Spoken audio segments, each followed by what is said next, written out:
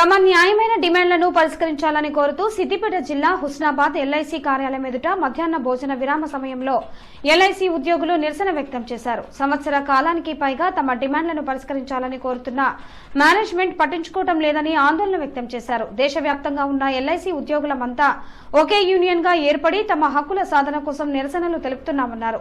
తాము కష్టపడి పనిచేస్తే వచ్చే జీతాల పరంగానే తమకు చెల్లింపులు జరపాలని కోరుతున్నామని, తమ డిమాండ్లను వెంటనే పరిష్కరించాలన్నారు.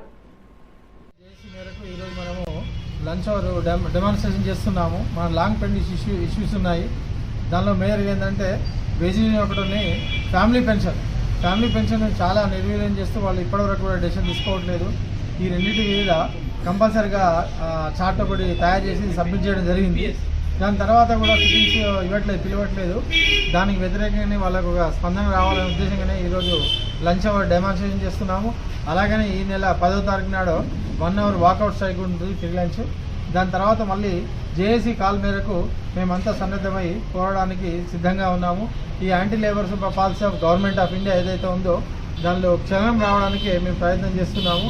త్వరలోనే వాళ్ళు టాక్స్ బిల్ చేసి వేజ్ రివిజన్, తర్వాత long pending issue of family pension కూడా ఇస్తారని భావిస్తూ దీనికి అందరూ ఏకదాటిగా మనమంతా పోరాడాల్సిన సమయం ఉంది కాబట్టి మిత్రులందరూ సన్నద్ధం కావాలని మరొక్కసారి కోరుకుంటూ